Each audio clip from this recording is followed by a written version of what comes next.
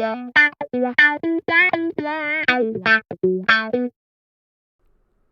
to the IMAX Show. It is IMAX, host of the IMAX Show. Thank you for tuning in. As you know, the Oscars happened last night. That's why you're here. That's why I'm here. And I'm going to give the same spiel I do every time the Oscars come up. They mean nothing. They're not important. They are not for the best interest in cinema or for any film-related artists. It's just a back-scratching convention. It's a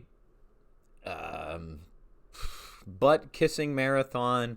It's just the industry jerking itself off, to be honest with you. And it's partly because it's all political. And I don't mean, again, in the left-right kind of spectrum thing. I mean in the technical term.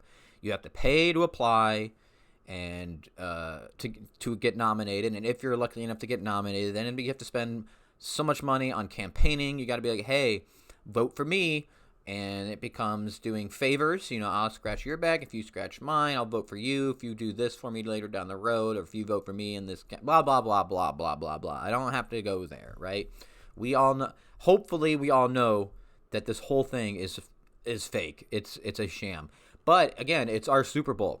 So I'm going to pretend I care. I'm going to play the game. I'm going to pretend I care. So when I have a very strong opinion, if I seem upset, I'm actually not. Again, I'm just playing the game. Because my Oscars, which I do every year, and I'll do it probably a week from now, maybe two, a video of that, my look very different every year than the Oscars. Because I don't play in their stupid paradigm. I don't play them stupid games. And I was actually kind of invested in one of the most boring ceremonies ever because I actually put bets this year. I've been wanting to do it for a few years. And I finally just bit the bullet and did it. I also play a pool with family and friends every year. I have been for a very long time. I got second place. I got 17 out of 24. It's not too good, but it's not too bad. My friends Nate and Trevor won with 21 out of 24. And, of course, Trevor always kinds of wins, if not comes in second. I'm pretty sure now 100% that he must cheat. And because the only rule I have for our pool is do not look at other predictions. And now because this whole betting market has become a real thing, this year especially, kind of really blow up. There was even Conan jokes about it on stage. I think I have to specify next year, do not look at the markets. If you want to look at the markets, turn your predictions into me first, please. Okay? So that's a warning to you, Trevor. If you're watching, I'm calling you out, brother. All right. Conan was the host. And like last year, I thought he did pretty good. I've always liked Conan. I liked his show. I watch his podcast because I'm kind of not interested. But I think he's a funny dude. Pretty funny dude. And his opening bit was great. He's he's got the makeup of Gladys from Weapons, and he's running away from these kids, and he interrupts a bunch of the Best Picture winners. I thought that was fun, and then it segues itself into the theater, the stage of the Oscars. And I actually liked the stage this year. I like the aesthetic. I like the design. It's got that pull down thing that comes down, and I'm pretty sure it's all. I don't think they have a dozen or so things coming down. I think it's all like electronically done now, which is nice, so they don't have to waste as much money and time and all that jazz. Conan does make a few dumb jokes. One, and they're political jokes. One was the naming of, I think that was him, or if it was Kimmel, and I'll get to him in a second. He says something about naming this theater. We should call it Small Penis Theater, so and so can't put his name on it. Which I thought we were like done with I thought we weren't supposed to body shame or anything, but I guess it's fine if it's your enemies. And he also has a pedophile joke, which was a good swing, but it misses because, and I'll explain. He makes the joke that he says something about the UK, and he's like, well, at least the UK arrests their pedophiles. Well, for one, we arrest probably a lot of pedophiles every day. The problem is we don't arrest elite pedophiles, right? The ones in charge, pulling the strings. However, he says, but the UK arrest there is alluding to Prince Andrew getting arrested, but Prince Andrew wasn't arrested for pedophile charges. He wasn't arrested for sexual abuse or sexual harassment or sexual misconduct, sexual violence. There was nothing like that. So, like I said, it's a swing. I appreciate the swing. And, of course, Kimmel comes up and presents some award. I don't remember what. And now I'm forgetting his joke. Oh, is it the documentary? He's saying, I bet that guy is mad that his wife isn't nominated. One, do you really think Trump definitely has an ego? Trump definitely cares about how people perceive him, but I don't think he cares about how that group perceives him and whether or not they nominate his wife's a documentary about his wife. And for one, or was this second? This is second. For second, I think that documentary came out after it would have been eligible anyway, so that joke didn't land on both fronts. But that does not stop that attention whore, that approval beggar that is Jimmy Kimmel. But they always act like this is so brave and so courageous to say stuff like this on that stage when everybody there agrees, everybody there thinks alike. They're all clones of each other ideologically, but they're also kind of cowards because they actually never say his name. It's like he's Voldemort. And what else? Javier Bardem says free Palestine as soon as he gets up to the microphone. And that was the only one. That's fine. I don't care. As far as the ceremony goes, sorry for the politics stuff. They did it first, okay? I try to stay out of politics on this channel. The ceremony, yes, way too long. As always, every year is way too long. It was about, I remember checking my watch, my phone. It was 10:38, I think, when it ended. So that's 3 hours, 3 hours and 38 minutes. It was supposed to end at 10 o'clock. I don't even know why they put an end time on there. They should just put 5 hours just in case. And they always kind of murmur about making the ceremony short, saving time here and there, cutting corners. But do they ever? No. They always go way over. And I can tell you, you can make the show into 3 hours, 2.5 hours, even 2 hours. What you got to do, I'm telling you. For one, cut some categories out. Cut out original song. Who cares? Cut out casting. I know there was a lot to talk about how important casting directors are, and they sure are. But we want to save time. I won't get into it, all right? We want to save time, right? So we can cut that out. We can cut all the performances of the original songs, and they cut 3 of them this year. They just did the top two contenders. And the I Lied to You one was pretty cool. It was kind of muddy, a little shoddy, a little too much going on than what's in the actual song and the actual film. But it was a pretty cool effort, and I thought it's going to be remembered for sure. And, of course, they had to bring out the ballerina.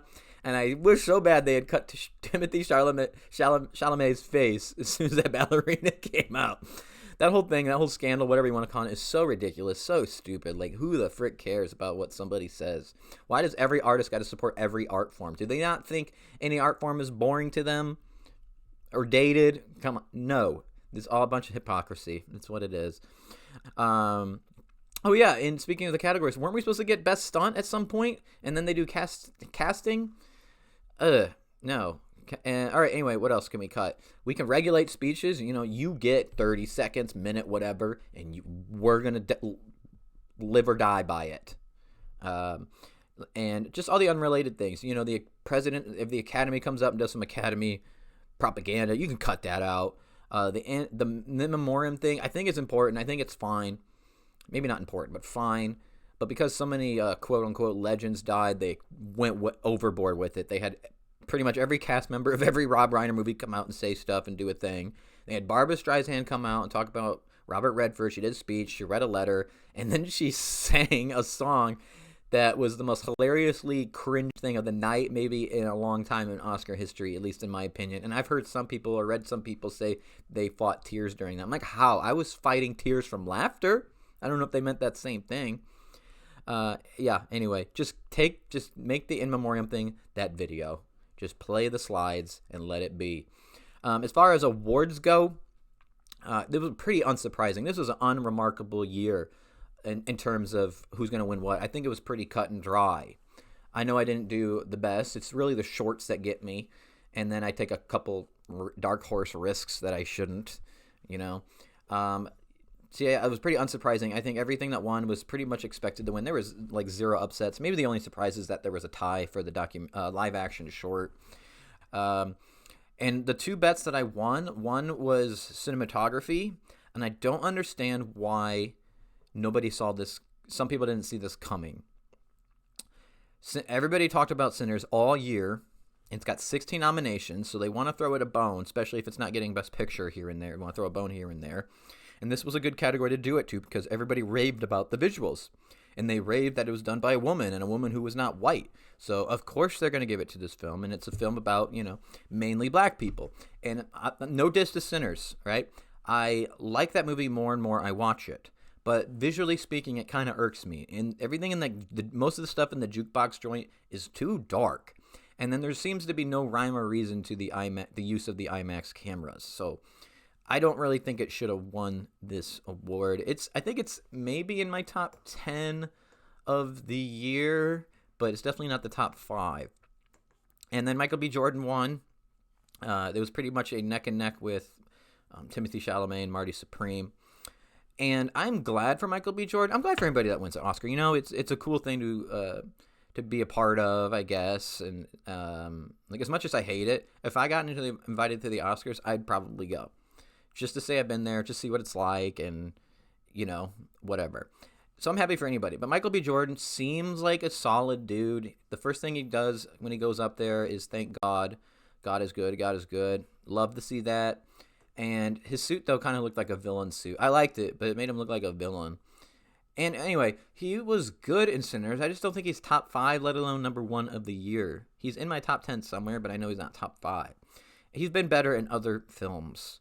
And Jessie Buckley, she had a nice little heartwarming speech about having kids with her husband. That was nice, And what else? PTA won for Best Directing and Best Picture. And I'm a little miffed about this because he has made many more better movies than this that deserved all this attention, not this one. This is my third least favorite. How do you say that? The third up from the bottom from me. So Boogie Nights is down there at the bottom. Sorry, guys. Licorice Pizza is right above that, and then One Battle. I didn't like it the first time I saw it, and I've liked it less since when I rewatched it this week. And I think the more I watch it, the less I'd like it. Other films by PTA that deserved this amount of attention would have been Magnolia, Punch Drunk Love, There Will Be Blood, and The Master. So I'm pretty bummed it got it for this. I know it was a long time coming for a lot of people and for him, and that's probably true. I agree. What am I probably? That's true. I just wish it was for a better movie previously, and it might not go to a better movie that's made in the future. So that's what's kind of a bummer about it. And what else is I going to say? Was that it? I mean, okay, let me end positively on One Battle. Yeah, I didn't like it. And we can talk about why in the comments. So just ask me in the comments if you want. Or you can I'll link my review that I have on Letterboxd. And what the ultimate message of it, despite all the messiness, all the, you could say, problematic or risky politics in the movie, I don't quite see it the way a lot of people did on the left and the right. But I think ultimately the message is about prioritizing family over politics, over activism, and that couldn't be further than wise advice, Like that's a great thing to try to live by. Prioritize your family above pretty much any other worldly thing. So I'll say that for it. And that's all I got to say about the Oscars. I'm surprised I didn't drink a single thing from my water bottle right now. Oh, like and subscribe. And comment below. Vodka.